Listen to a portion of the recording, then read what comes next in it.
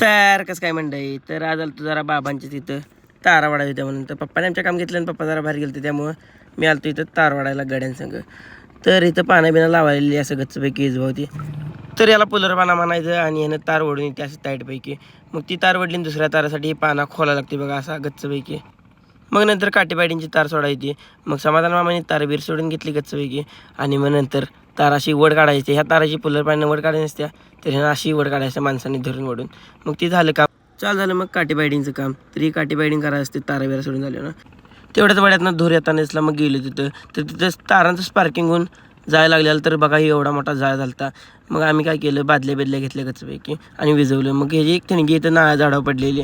मग त्या नाळ्या झाडावर पाणी मारायला झालं. शिडी लावून बघितली तर पाणी काही जाण झालं.